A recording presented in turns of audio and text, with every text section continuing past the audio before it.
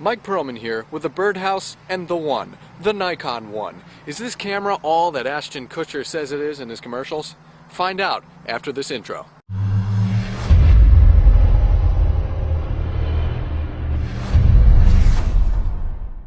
The Nikon One series cameras represents the company's brand new mirrorless fleet, and it's represented by the J1, which is more entry level, and the V1, which is for advanced shooters.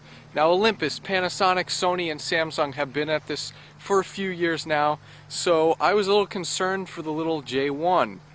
But have no fear, this camera did exceptionally well. What we're dealing with here is a brand new sensor type pioneered by Nikon. It's the 1-inch CX type sensor, and this is slightly smaller than the micro 4/3 cameras like the Olympus EPM1 and the Panasonic GF3. Naturally, with any new sensor or size or format, we have new lenses that join the party, but have no fear. If you have a drawer full of Nikon F-mount series lenses, DX lenses, there is a special FT1 mount for the Nikon One cameras that will allow you to throw that 600mm telephoto lens on, and that is pretty badass. So, did the lens and the sensor work well together?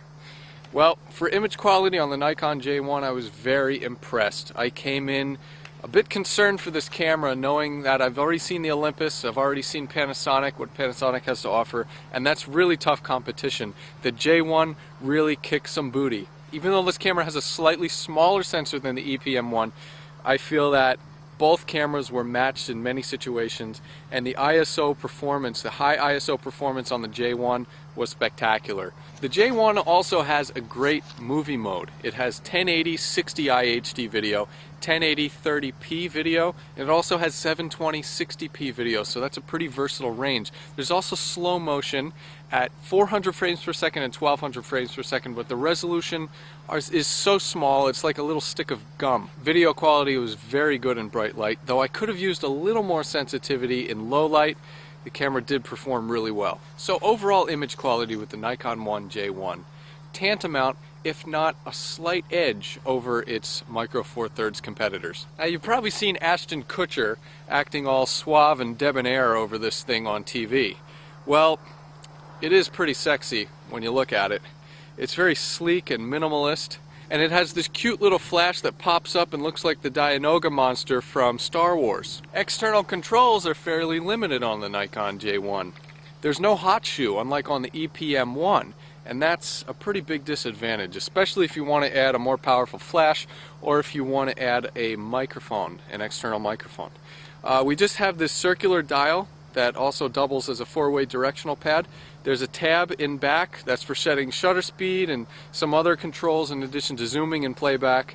We have an autofocus and auto exposure lock button in the back as well. So for the most part, this camera is very simplistic on the outside. Rather than external controls like the Nikon One V1, the J1 concentrates on its color palette. It has a nice spicy pink that will have girls doing backflips. In addition, the camera does not have a huge tool belt on the inside either. For manual controls, we have quality controls rather than quantity. For instance, the J1's 73-point phase detection autofocus is pretty awesome. It works exceedingly fast, one of the quickest systems I've ever used. In addition, this camera is pretty darn quick. It can capture up to 10 frames per second at full resolution, and it is blazing. For manual controls, we have a shutter speed that goes down to 30 seconds with a bulb mode. There's also ISO of up to 6400, and the lenses I shot with had pretty accurate vibration reduction. But if you're looking for fun art modes and a gaggle of scene modes, you're not going to find it on the J1. You'll find it on cameras like the Olympus EPM1 and Panasonic's micro 4/3 cameras, but not on the J1. This camera really does not have a lot of that. It's got active D-lighting, it's got picture control with vivid and neutral and monochrome, those things, but don't expect any bells and whistles on the inside. The J1 does, however, have excellent controls in video mode. I could set the shutter speed, the ISO, the aperture. It's just really one of the best video modes in the mirrorless circuit. So what's the bottom line with the Nikon One J1? Ashton Kutcher's white stormtrooper. I'll tell you something. It's sleek, it's sexy, it's minimalist, and it specializes in quality manual controls and quality image performance. So who is the Nikon 1J1 for?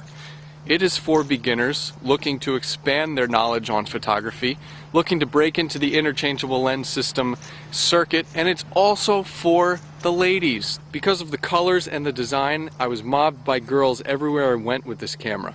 They didn't care about me, all they cared about was this camera and Ashton Kutcher.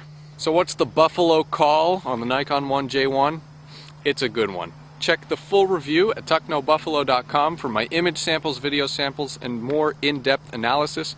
But the bottom line is, it's a gosh darn good camera.